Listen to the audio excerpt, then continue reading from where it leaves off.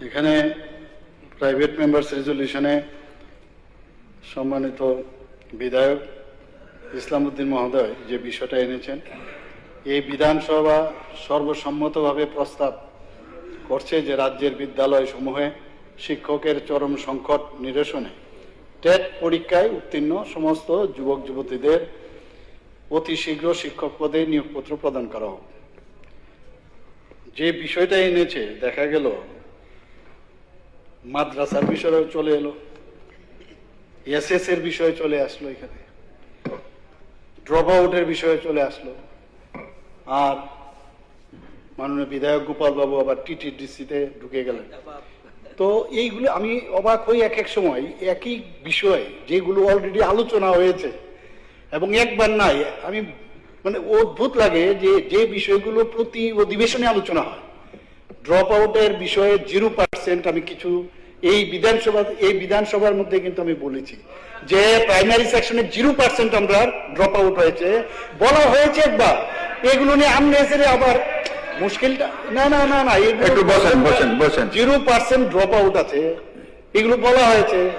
SSC নিয়ে already কথা হয়েছে এখানে, যে এটা অলরেডি সুপ্রিম কোর্টের মধ্যে এটা সাব জুডিস আছে।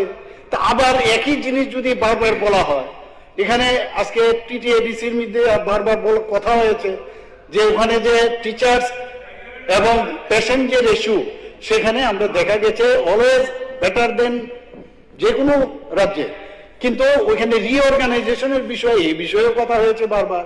আসল যে মুদ্রা এই বিষয়ে নিয়ে কথা হবে যে টেটের বিষয়ে এখানে আলোচনা।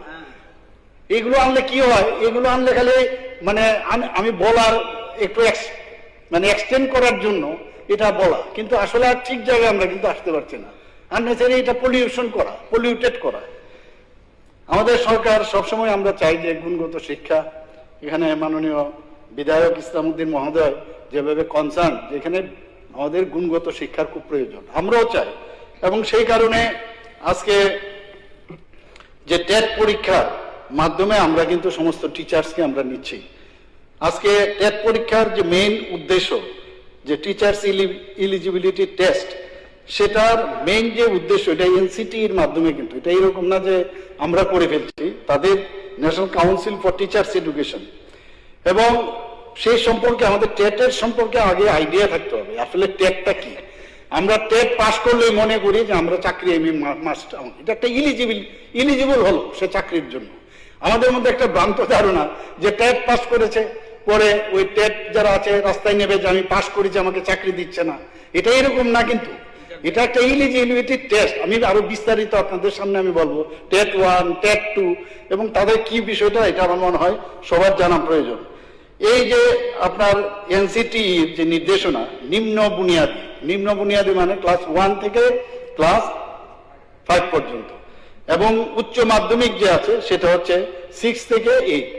এই যে শিক্ষকতার জন্য এটি একটা মিনিমাম টেট 1, টেট 2, এর জন্য মিনিমাম যে কোয়ালিফিকেশন রাখা হয়েছে সেটা হচ্ছে TET 1 A teachers eligibility test paper 1 conducted for the post of under graduate teacher for, ওই যেটা আমি বললাম প্রাইমারি সেকশনে।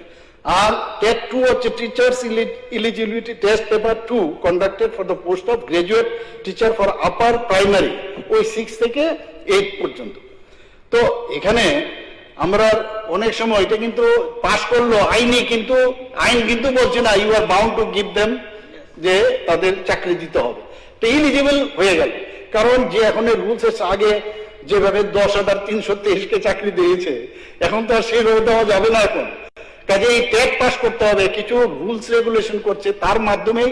এবং এতে করে দেখা যাচ্ছে আমরা যেভাবে চাকরি দিচ্ছি এবং গুণগত শিক্ষার কথা বলছি, টেটের যে টিচাররা এখন আসছে, really they are very good এবং এক্সেপশনাল। এত সুন্দর ওনাদের মানে বডি ল্যাঙ্গুয়েজ দেখলাম, আমি যখন ওনাদেরকে অফার লেটার দিচ্ছিলাম, 2-3 বার দিয়েছি, আমি দেখেছি এদের মানে বডি ল্যাঙ্গুয়েজই মানে অন্যরকম।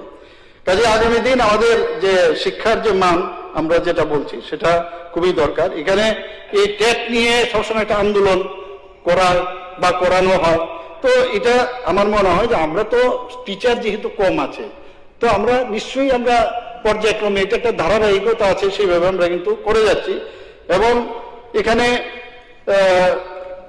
আমরা যে বিষয়গুলো আমরা করছি এর মধ্যে আপনাদের অবগতির জন্য জানাচ্ছি, যেসব প্রশ্নগুলো এখানে এসছে, যে আপনারা বলছিলেন যে আমাদের সময়ে এরকম কিন্তু হতো না, সব বছরে দুবার করতাম ইত্যাদি করতাম। তো সেখানে আমরা যদি তুলনামূলক যদি আমি দেখি বামফ্রন্টের সময়ে, যে সেখানে কি দেখা আছে,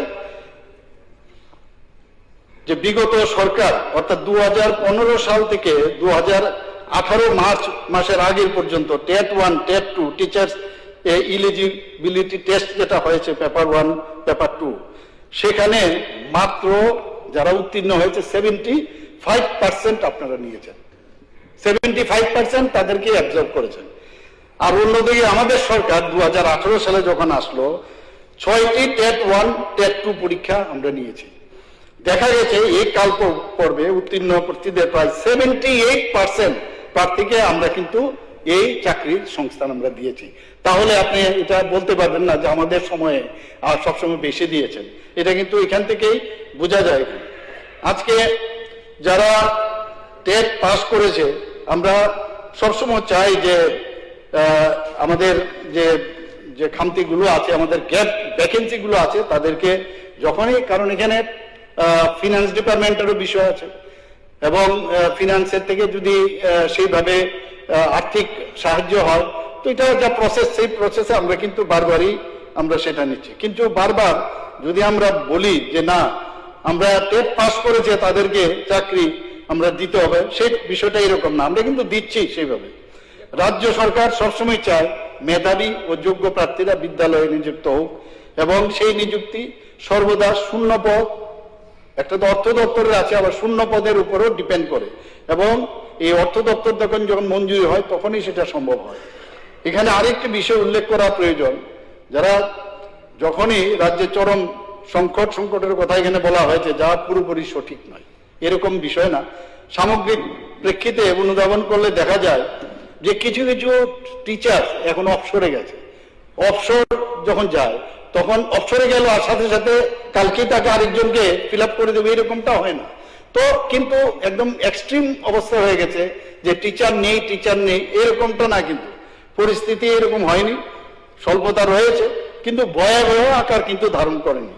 রাজ্য সরকার শিক্ষক নিয়োগকে একটি ধারাবাহিক প্রক্রিয়া হিসাবে আমরা সবসময় বিবেচনা করি এবং শূন্যপদ পূরণের মাধ্যমে গুণমান শিক্ষক, যেটা বললাম আমি, সেইভাবে বুনিয়াদী স্তরে এখন পর্যন্ত আমি একটু আগেও আমি বলি, ইতিপূর্বে আমি আগেও জানিয়েছি যে বুনিয়াদী স্তরে ক্লাস 1 থেকে 8 মোট 2056 জন, 1036 জন আন্ডার গ্রাজুয়েট টিচার 1 থেকে 5 এবং 1020 জন গ্রাজুয়েট টিচার আমরা 6 থেকে 8 পর্যন্ত শিক্ষক শিক্ষিকা নিয়োগের জন্য 14/11/2025 তারিখে আমরা অর্থ দপ্তর থেকে স্যাংশন নিয়েছি এবং মন্ত্রিসভার মধ্যে সেটা পাশ করিয়েছি।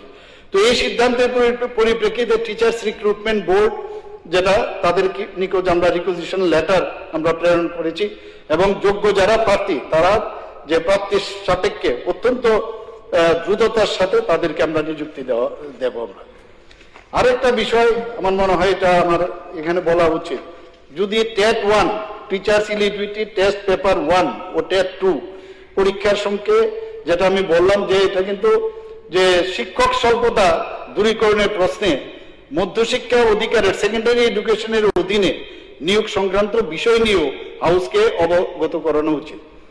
মধ্যশিক্ষা অধিকারের সেকেন্ডারি এডুকেশন অধীনে, যেটা এখানে টেটের বাইরেও কথা হয়েছে, যে বিদ্যালয়গুলিতে শিক্ষক সংকট দূর করার লক্ষ্যে দপ্তর ইতিমধ্যে স্পেশাল এডুকেটর পদে 57 জনকে নিয়েছে এবং ফিজিক্যাল এডুকেশন টিচার পদে 106 জনকে অফার প্রদান করা হয়েছে। এছাড়াও বিদ্যালয় মধ্যশিক্ষা অধিকারের অধীনে 700টি স্নাতক শিক্ষক, নবম দশম শ্রেণী, 915টি বিষয় শিক্ষকের এবং 118টি পিজিটি কম্পিউটার সায়েন্স পদে নিয়োগের জন্য টিচার্স রিক্রুটমেন্ট বোর্ড ত্রিপুরা সেখানে প্রস্তাব পাঠানো হয়েছে। ইতিমধ্যে টিআরবিটি উক্ত পদগুলি নিয়োগের পরীক্ষা গ্রহণ করেছে। আশা করা যায় অতি সত্বর এই পদগুলো শিক্ষক নিয়োগ করা হবে। কাজেই বলা যায় রাজ্যের কিছু ক্ষেত্রে পঠন পাঠনের শিক্ষক স্বল্পতা যেমন একটি বাস্তব চিত্র, তেমনি নতুন নিয়োগের মাধ্যমে সেই স্বল্পতা দূরীকরণে সরকারের আন্তরিক প্রচেষ্টা রয়েছে এবং সক্রিয় প্রচেষ্টা রয়েছে। বুনিয়াদী স্তরে বর্তমানে নিয়োগ প্রক্রিয়ায় যে সামান্য বিলম্ব পরিলক্ষিত হয়েছে, মাননীয় বিধায়ক বলছিলেন, তার মূলে রয়েছে কিছু অনিবার্য আইনি জটিলতা। এটা বুঝতে হবে আমাদের। বিদ্যালয়ে বুনিয়াদী স্তরে শিক্ষক নিয়োগের জন্য national council for teachers education 2 বছরের ডিএলএড মানে ডিপ্লোমা ইন এলিমেন্টারি এডুকেশন বাধ্যতামূলক ঘোষণা করেছিল। পরবর্তী সময়ে কর্মরত শিক্ষকদের বাধ্যতামূলক প্রশিক্ষণের জন্য 2017 সালে 18 মাসের একটি কোর্স স্পেশাল প্রভিশন হিসেবে চালু করা হয়েছিল, সেটা আপনারা নিশ্চয়ই জানেন। এবং কর্মরত শিক্ষকদের প্রশিক্ষণের জন্য NIOS অর্থাৎ national institute of open schooling এর দায়িত্ব পেয়েছিল। নির্দেশ ছিল 2019 সালের 31 মার্চের মধ্যে এই কোর্স সম্পন্ন করতে হবে। এখানে উল্লেখ্য যে এই যে NIOS কর্তৃক 18 মাসের এই যে ডিএলএড কোর্স যারা করেছেন প্রার্থীরা যথাসময়ে প্রয়োজনীয় নথিপত্র দাখিল করতে না পারায় টিআরবিটি দ্বারা টেট সার্টিফিকেট প্রদান করা যায়নি। পরবর্তী সময়ে উক্ত প্রার্থীরা মাননীয় উচ্চ আদালতে 3টি মামলা, ওখানে WP-C number 27 of 2026, 159 of 2026 and 603 of 2025 দায়ের করেন। মাননীয় উচ্চ আদালত অন্তর্বর্তী আদেশ নির্দেশ দিয়েছেন এই প্রার্থীদের নিয়োগ প্রক্রিয়ায় সাময়িকভাবে অংশগ্রহণের সুযোগ দিতে হবে। মাননীয় আদালতের এই নির্দেশ কার্যকর করতে গিয়ে টিআরবিটিকে অনলাইন আবেদনের সময়সীমা বাড়াতে হয়েছিল। সেই মোতাবেক 12 মার্চ 2026 তারিখ পর্যন্ত টিআরবিটি দপ্তরের প্রার্থীদের নথিপত্র যাচাই ও স্ক্রুটিনি প্রক্রিয়া সম্পন্ন হয়েছে। মামলাগুলো যেহেতু বিচারাধীন এবং বিষয়টি আদালতের রায়ের উপর নির্ভরশীল, তাই টিচার্স রিক্রুটমেন্ট বোর্ড ত্রিপুরা থেকে শিক্ষা দপ্তরের যোগ্য প্রার্থীদের চূড়ান্ত তালিকা প্রেরণে একটি আইনি জটিলতা সৃষ্টি হয়েছে। আমি দৃঢ়তার সাথে বলতে চাই হাউসের মাধ্যমে, মাননীয় অধ্যক্ষ মহোদয় আপনার মাধ্যমে, আমাদের সরকার যুব সমাজের আবেগের প্রতি শ্রদ্ধাশীল। আমাদের এখানে যারা অপোজিশনে আছেন তারা তো বলেন খালি যে যুব সমাজ নিয়ে খুব চিন্তা করেন, কিন্তু আমরা কোনো অবস্থায় এমন না যে আমরা যুব সমাজ নিয়ে চিন্তিত নই, আমরাও বেশি বরং আরো চিন্তা করি, কারণ এখন যেহেতু আমরা দায়িত্বে আছি।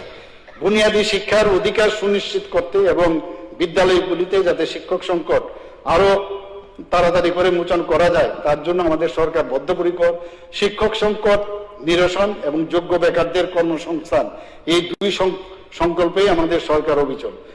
যেহেতু নিয়োগের বিষয়টি মাননীয় উচ্চ আদালতের বিবেচনাধীন, তাই এই প্রাইভেট মেম্বার রেজলিউশন খারিজ করা হল।